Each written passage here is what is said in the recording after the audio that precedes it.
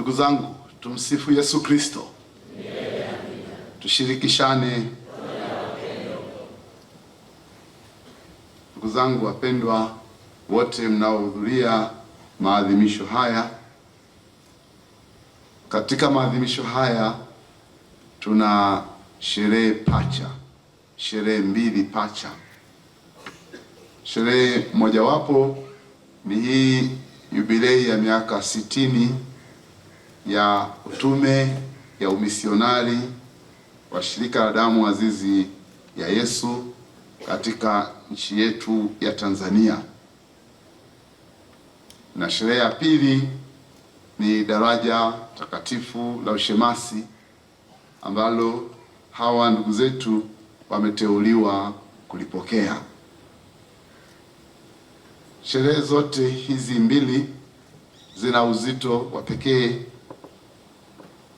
katika utume wetu kama kanisa Katoliki katika nchi yetu na mahali penginepo duniani. Shirika katika kutafakari haya mafumbo makuu ya Mungu, nitaongea kidogo juu ya shirika na kidogo juu ya ushemasi, na baadaye tutahitimisha kwa ushuhuda mdogo. Bwana wetu Yesu Kristo anatueleza katika Injili ya leo kwamba tuwe chumvi, na pili tuwe nuru. Hii ndio ilikuwa tamaa yake, ndio ushauri wake, ndio agizo lake. Kuweni chumvi, kuweni nuru.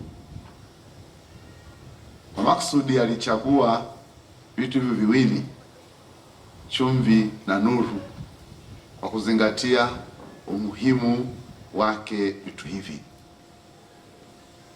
Tunajua faida nyingi za chumvi. Kati ya hizo tunajua chumvi inaleta ladha, chumvi inahifadhi, inapunguza kazi ya uozo. Kasi ile ya uozo inapunguzwa na chumvi, na vile vile chumvi inaimarisha. Kati ya kazi nyingi za nuru, tunajua kwamba nuru inaangaza, na tukiangaziwa tunakuwa salama. Vile vile nuru husaidia kulisha. Mimea yetu inategemea sana nuru ili iweze kupata lishe inayostahili kwa ukuaji. Na pia nuru inaweza kusaidia kupasha joto, kuondoa ubaridi. Na Bwana Yesu aliposema muwe chumvi na muwe nuru, bila shaka alizingatia pia hayo ambayo ni muhimu sana kutokana na chumvi na nuru, ambavyo pia ni viumbe vyake Mwenyezi Mungu. Na alipowaambia wale mitume, aliwaambia na wengine waliofuata. Bila shaka Mtakatifu Gaspar del Bufalo alianzisha shirika la damu azizi ya Yesu mwaka ule 1815. Alitafakari maagizo haya Bwana wetu Yesu Kristo, na akaona inafaa kwa namna anayoweza yeye kwa vipaji alivyo navyo awe chumvi na awe nuru ya ulimwengu.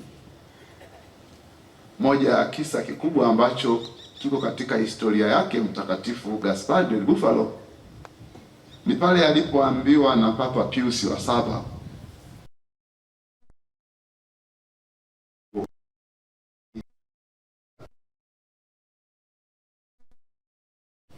nenda ukawahubirie. Alipopokea agizo hilo, waliosikia pamoja naye walimtahadharisha, wakamwambia usiende sana, watakuua. Lakini Mtakatifu Gaspari akawaza, akasema, sasa ni chumvi, wale watu wanahitaji nuru. Akaenda akawaambia, najua mna bunduki, lakini hapa kuna silaha nzuri zaidi kuliko bunduki, damu azizi ya Yesu. Hii inasafisha, hii inapatanisha. Iliwashangaza watu wengine, kwa sababu wale watu waliongoka na ukawa na msisimko mkubwa wa uongofu. Kwa kufanya vile, Mtakatifu Gaspari alikuwa anaishi agizo la kuwa chumvi. Wale watu walikuwa wanaoza kwa sababu ya uovu wao, kwa sababu ya uozo wao. Wale watu kiroho walikuwa dhaifu kabisa. Kimaungu walionekana wana nguvu, lakini kiroho walikuwa dhaifu kabisa. Wale watu hawakuwa tena na uhuru.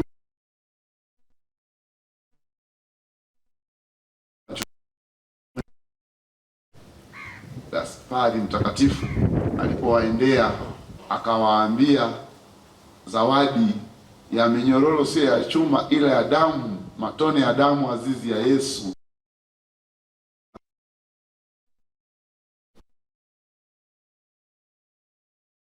Kuwa sasa wakaanza kufurahi na jamii nzima ikafurahi pamoja nao, manake radha ya maisha ikarejea. Wale watu kwa kujificha kwao ili watende uhalifu wao, watende ubaya wao na ukatili wao, hawakuwa tofauti na watu walio gizani. Mtakatifu Gaspari akawa nuru yao. Ndio maana ikawa sababu ya afya mpya ya roho zao, lakini pia na watu wengine waliokuwa wanawaogopa. Basi damu ya Yesu ikawa na nguvu kuliko bunduki zao, ikawasafisha, ikawapatanisha. Mtakatifu Gaspari alikuwa chumvi na nuru kwao. Walipotumwa wamisionari huku mwaka ule wa 66, ni mwaka muhimu sana hata kwangu, ni mwaka wangu wa kuzaliwa. Kwa hiyo nilizaliwa na shirika hili hapa Tanzania. Kwa hiyo walipotumwa mwaka huo, na mimi nilikuwa najiandaa kuja. Kwa hiyo tulifika pamoja kama wamisionari wa damu azizi ya Yesu. Wale watu walipokuja wakapokelewa miaka ile katika mazingira hayo, hawa watu bila shaka waliitika. Wametajwa watatu, na wawili mapadri na bruda mmoja, lakini mahali pengine anatajwa mwingine anaitwa Mario, lakini sijaona hapa kama ametajwa. Sasa sijui huyu kwa kwingine wamemuingiza tu. Eti katibu Mario, mbona hujamtaja?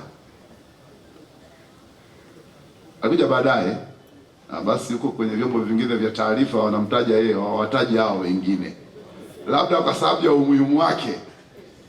Basi hawa watu walipokuja, walikuja pia kuishi ili agizo la kuwa chumvi na la kuwa nuru. Tumetajiwa katika historia mambo makubwa waliokwisha fanya wamisionari hawa damu azizi ya Yesu, na wanaoendelea kuyafanya. Wako bado kwenye majimbo machache tu, na bado hawako katika nchi nyingine, na bado tunao watu walioshindikana, au wameshindikana tu au hawajulikani, lakini ni wabaya. Kwa hiyo yoyote awe ameshindikana au hajulikani, lakini japo ameshindikana, hajulikani, anaweza kufanya mabaya, basi hawa watu bado wapo. Na hivi tunaona kwamba hawa waliokuja miaka 60 iliyopita walikuja kwa kazi hiyo. Inawezekana nyakati hizi tunao walioshindikana kwa sababu ya umaskini wetu, kwa sababu ya ujinga tulionao, na kwa sababu ya mambo mengine ambayo yanatutinga katika maisha. Yako mambo mengi, maradhi na mengineyo. Na hivi walikuja kwa kusudio hilo, kutoa huduma.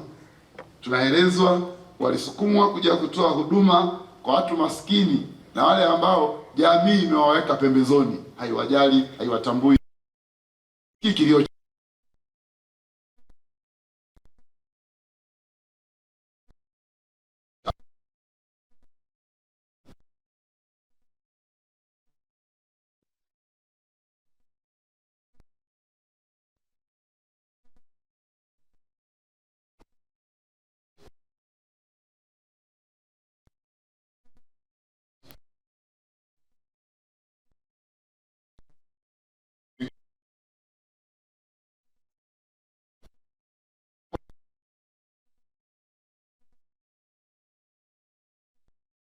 Mtakatifu Gaspari aliposikia mwaliko wa Baba Mtakatifu alisukumwa.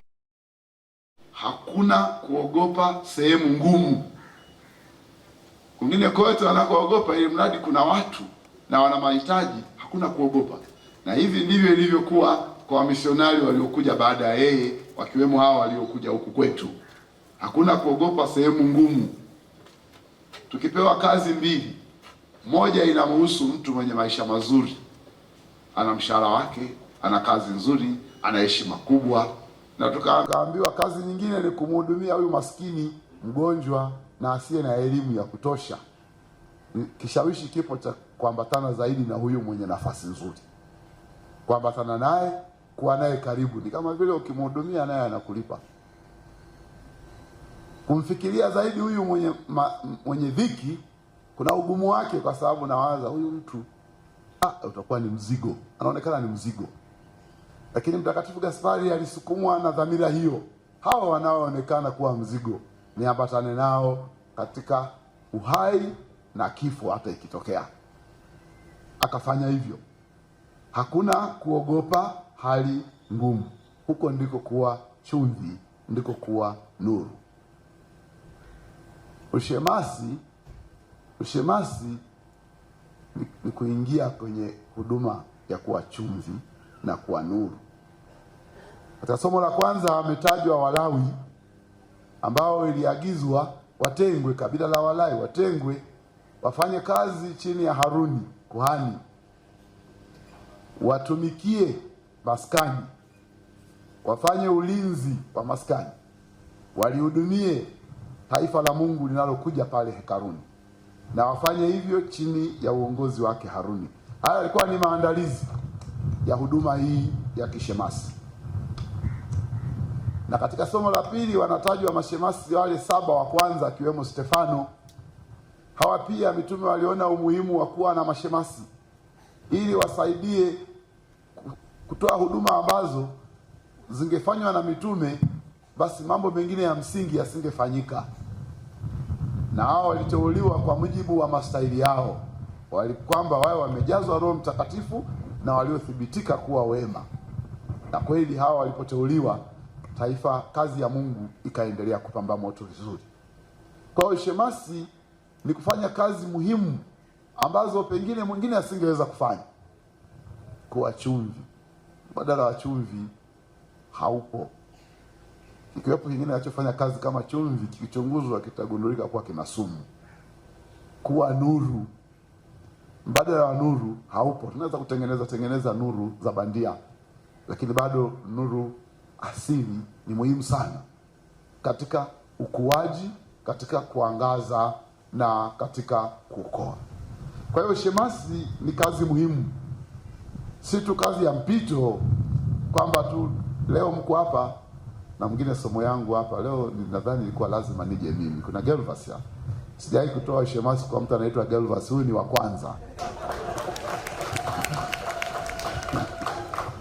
Kwa hiyo nadhani hii sherehe ilikuwa inanigusu mimi. Mwaka wenyewe na shemasi Gervas yupo. Kwa hiyo ninyi pia mnakuwa chumvi, mnaitwa kuwa chumvi, mnaitwa kuwa nuru. Majukumu yenu ni yale yale ya kutumikia, lakini kwa tafsiri ya misionari wa damu azizi ya Yesu ni mkaelimishe, mkatibu, mkafariji. Hiyo ndio ufupisho wa majukumu ya kishemasi ambayo tutawaona madhabahuni mkihubiri, ndio kufundisha kwenyewe, ndio kuelimisha kwenyewe. Tutawaona mkienda kutoa huduma kwa wagonjwa, kuwapelekea komunyo upamba wagonjwa. Mtaenda kuwazika wale ambao watakuwa wameitwa na Mungu. Mtashiriki katika kufungisha ndoa, kusimamia na kubariki ndoa. Mtabatiza, hapo mnatibu, mnaponya, mnafariji na mnaelimisha. Hayo majukumu mtayafanya mkiwa mmefungwa sawa na sisi kwa vifungo vile vile vya useja, utii na vile ambavyo ni muhimu sana ili huduma hii iwe nzuri, iwe takatifu, inayompendeza Mungu na inayopendeza wanadamu. Kwa hiyo zawadi ya useja na utii wenu na ufukara wenu itawasaidia huduma yenu iaminike, ipokeleke, lakini mpendeze Mungu na mfanye hayo bila kujibakiza. Kwa vifungo hivyo mtashirikisha tone la upendo kwa watu. Ndugu zangu wapendwa, katika sikukuu hii muhimu sana, si tu kwa roho zetu, lakini pia kwa maisha yetu kwa ujumla, tunakumbushwa, tunapewa angalisho kama shirika na kama ninyi mashemasi. Tuhakikishe chumvi haipotezi nguvu yake. Kuna wakati mtu anapendwa sana, alafu baadaye ukienda kupima unaona kiwango cha kupendwa kimeshuka. Ndio chumvi yenyewe inapungua. Hii unahitaji kuambiwa, wewe mwenyewe unaweza kupima ukasema, vipi? Maparoko mko hapo. Kijipima ulipoanza kituoni kwako na mpaka sasa unaweza ukasema chumvi imekolea au ndio imekwisha kabisa, wanaivumilia tu kwa rangi. Sababu rangi ipo, ina rangi ya chumvi, lakini ladha haipo. Au mezimazima hivi. Watu kiwaangalia ni kama wamekunja nyuso zao hivi. Maana wanaona mwanga hautoshi, kwa hiyo nao wanarekebisha lensi za macho yao ili waone vizuri. Sasa tunakumbushwa jukumu la kuwa chumvi, tubaki chumvi katika ubora wake. Jukumu la kuwa nuru, tubaki nuru katika nguvu yake. Ili yale majukumu yale, zile kazi, zile faida za chumvi, zile faida za nuru ziendelee kuwepo, na ndipo hapo matunda yataonekana. Na ndipo hapo aliye mpaji wa vipawa tulivyonavyo anaendelea kufurahi. Tunaangalishwa tubaki chumvi, tubaki nuru katika ubora wake, sio tu katika wingi, lakini katika ubora unaoleta matunda yanayotegemewa. Tuwe chumvi inayofaa kwa taifa hili, kwa sababu tunahitajika kweli kuleta ladha. Hapa leo wote tunaonekana tunafurahi kwa sababu wote tumejiandaa kuja kusherehekea. Tumevaa nguo za sherehe. Lakini katika maisha ya kawaida tupo ambao tuna wasiwasi, tuna hofu, tuna unyonge, tuna mashaka, tunahisi hatutambuliwi, hatuthaminiwi. Sasa kama hiyo hali ipo, wewe misionari wa damu azizi, peleke ladha pale. Ukaimarishe pale ambapo pamelegea. Udhaifu ndio kazi ya chumvi. Pameingia udhaifu, ukaimarishe, ukaondoe ule udhaifu. Hii kazi si kazi ya kumfurahisha mtu mmoja, ni kazi ya kumfurahisha Mwenyezi Mungu. Unapoona kwamba kuna udhaifu, kuna giza, kuna kosekana nuru, kuna mashaka, kuna hofu, ni kazi ya kila mmoja kwamba naitwa kuwa chumvi, kuwa nuru. Nifanye nini mimi kama mimi ili nuru na chumvi ile irejee, ili pale paweze kuimarika. Hili ndilo agizo ambalo tunapewa sisi sote. Mtakatifu Gaspar del Bufalo alisema, natamani niwe na ndimi 1000. Ndimi kazi yake moja wapo ni kutengeneza maneno, kutengeneza lugha fasaha inayoeleweka. Natamani niwe na ndimi 1000 ili niweze kuihubiri damu ya Yesu kwa watu wote. Tunaambiwa ndimi 1000 ndio ongezeko la hawa misionari wa damu azizi ya Yesu. Kila mmoja anakuja na ulimi wake. Kwa hiyo sasa ni maelfu. Tulipoambiwa idadi yao zaidi ya 100 tukashangilia. Maana yake tamaa ile ya Gaspar del Bufalo inaendelea. Kila ulimi unaoingia ndani ya shirika hili unajibu ile tamaa ya Gaspar del Bufalo, kwamba sasa sio tu walioshindikana wakati wake kule kusini mwa Italia, lakini kila mahali waliposhindikana, nguvu ile, karama ile ya Gaspar del Bufalo ifike. Yeye alitamani hivyo, na hivyo tuangalie ulimi. Unaweza kuta ulimi umebaki na matumizi ya kula tu na kunywa. Ni lazima uwe ulimi unaoelimisha, unaotibu, unaofariji. Usiwe tu ulimi wa kufurahia ladha ya vitu na kula na kufurahia basi. Mtakatifu Gaspar del Bufalo alisema, Mungu anataka mioyo inayowaka kwa upendo wa damu ya Yesu. Anataka mioyo inayowaka kwa upendo wa damu ya Yesu. Kwa mioyo hiyo atabadilisha dunia. Huu moto wa kuwaka, mioyo inayowaka kwa damu ya Yesu. Na mioyo inayozima pia. Mtakatifu Inyasi wa Loyola alisema, nenda ukawaangazie wote, ukawawashe moto wote. Ite flamante omnia, nenda ukawashe moto ukawake katika nuru wote. Na Mtakatifu Gaspari alitamani hivyo hivyo, anataka mioyo inayowaka kwa upendo wa damu ya Yesu. Na mioyo inayowaka nyinyi mashemasi mmeshaiona, mmesikia hapo mlivyoanza. Kama kikundi kidogo kisingeweza kusimama chenyewe, kikasaidiwa na Askofu Jeremiah Peshe pamoja baadaye Askofu Isuja, kikawasaidia, bado hawakuwa na nguvu ya wenyewe kusimama, lakini wakaendelea kutenda kazi yao wakisaidiana na watawa wengine. Hatimaye tukaanza kuona hospitali ya St. Gaspar, tunaona hapa Manyoni, kwanza alitangulia hapa Manyoni afu baadaye St. Gaspar, tunaona sasa Dodoma, tunaona huko Morogoro na kwingineko, Dar es Salaam na kwingineko. Hiyo ni mioyo inayowaka. Tunao wengi wanaopata madaraja kama nyinyi, kwa kuwatazama hivi, ili shirika siji kuna wafupi, unaona wote tumekuja warefu, hamna shida. Lakini kwa kuwatazama hivi tunaona ni majitu ya miraba minne. Lakini tunao wengi wa majitu wanaoonekana kuwa na miraba minne, lakini wanaenda kukaa tu. Wanakaa tu. Anasema kwani kimebaki nini? Nyumba ya kuishi ninayo, na watu wa kufanya kazi wapo, nafanya kazi, naishi. Lakini Gaspari alitamani mioyo inayowaka. Na lazima uwashe huo moto. Ukiwa unazimika, uzuie kwa sala, kwa sadaka zako, kwa mafungo yako, kwa kupokea masakramenti wewe mwenyewe. Ukiona moyo unazimika, yeye anatamani moyo unaowaka. Kwa hiyo uwe mtu wa sala kweli.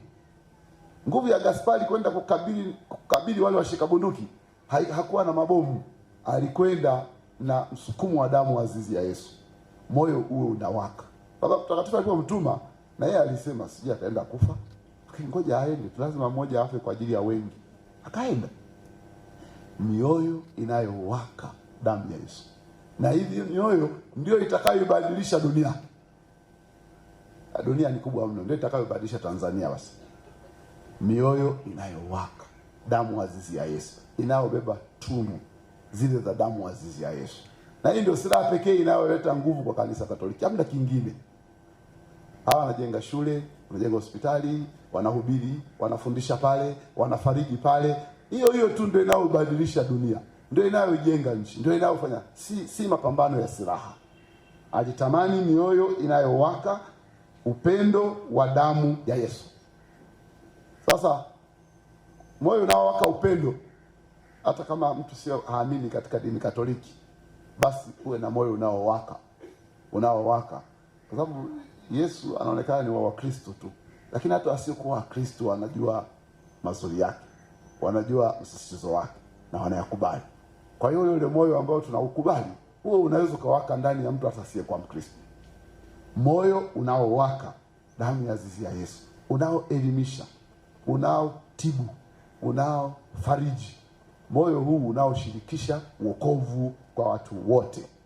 Moyo huu unaowajali walio pembezoni, wale waliopuuzwa, walioachwa, hao unawasogeza ili nao waonje radha, hao nao waimarike, hao nao wapate kukua katika furaha na amani ile ambayo Mwenyezi Mungu anaikusudia kwa watu. Mwisho, wapendwa wa mashemasi na shirika, nitoe ushuhuda. Mpaka sasa nimekaa miaka 60, nimefanya kazi. Wasiokuwa wakifanya kazi na nyinyi kwa karibu wanaweza akasema pengine ni maneno tu. Hayo waliofanya ni miradi yao, wakaika kwenye kundi la miradi. Wakasema hiyo ni biashara. Wanafanya biashara. Wala si kwamba ni utume, ni biashara. Lakini tunaweza kushuhudia kwamba ni huduma. Na kama kuna umaripo kidogo ni kwa sababu ile huduma lazima iwe endelevu. Sasa kwa sababu ya hiyo huduma na ushuhuda, nilipo Mzee Mavunde alisema nilikuwa Dodoma, baadaye nikahamia Mpanda. Ni kweli nilipokuwa naenda Mpanda, najiandaa kwenda Mpanda, nikawa natafuta, nilikuwa nimeshasikia kule Mpanda kuna uhaba wa mapadri chache sana. Na mimi hapa nitoka Dodoma, kulikuwa na mashirika mengi ya watawa, mapadri watawa. Kwa hiyo kabla sijaenda nikaanza kutafuta wa kufanya nao kazi. Nikawafuata mashirika kadhaa walioko Dodoma na hata nje ya Dodoma. Jamani, mimi naenda kule, nimesikia kwa mapadri wafiki hata 20. Lakini watu ni wengi. Naomba ukafanye utume. Na hakuna shirika lolote la mapadri wa misionari kule. ni wanajimbo tu, na wale wengine ambao mtangulizi wangu alikuwa amewaomba kutoka kwenye majimbo mengine wamsaidie kazi. Sasa naomba ndi fanye utume kule.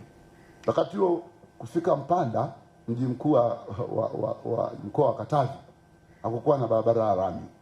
Kutoka Tabora unaanza vumbi kilomita 360. Kutoka Mpanda kutoka Sumbawanga kwenda Mpanda kilomita 250. Kutoka Mpanda kwenda Kigoma kilomita 300. Lami ni 100 upande wa Kigoma, 200 hizi vumbi. Kwa hiyo kwa hali mbaya, uwanja wa ndege ulikuwepo lakini ndege zilikuwa hazitui pale. Hizi zinatua safi kabisa. Na lami ipo sasa, alao ya kutoka Tabora inakwenda mpaka pale. Sasa nilipoomba, wengine niliwaomba, tulisoma nao kwenye malezi, marafiki zangu, kaambia usijali. Haya, nilipofika sana nakumbusha ombi langu, asema tumetingwa, tuna wamisionari wachache. Niliambiwa tunao wachache, haiwezekani. Kaona hii ngumu sana. Nikaomba huko na huko wapi. Nilipoomba damu azizi ya Yesu walikubali, wakaenda, na mpaka leo wako pale kama wamisionari wa kwanza. Kama wamisionari wa kwanza wapo na wanafanya utume. Hapa nikasema kweli, hawa wanajua kuwa chumvi na nuru. Hawaogopi sehemu ngumu. Ilionekana kama ngumu Ilionekana kama ngumu. Hawaogopi. Walikwenda wakafanya utume. Na wanaendelea kufanya utume. Kwa hilo mimi ni ushuhuda kwamba kwa sababu nilijaribu kuomba sehemu tofauti nilikosa. Lakini huku sikutumia hata maneno mengi, nikapewa, na wapo wanafanya utume. Kwa hiyo ni kwangu mimi ni ushuhuda, na nawapongeza sana wamisionari wa damu azizi ya Yesu. Mna haki kabisa kusherehekea miaka 60 mkiwa kifua mbele, kwamba tunajua tulichokiitikia, tunajua karama tuliyochagua, na tunajitahidi kuishi.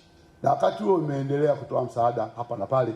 Kuna kipindi wakati huo teknolojia ya maji ya kutumia upepo ilikuwa ndio inategemewa zaidi.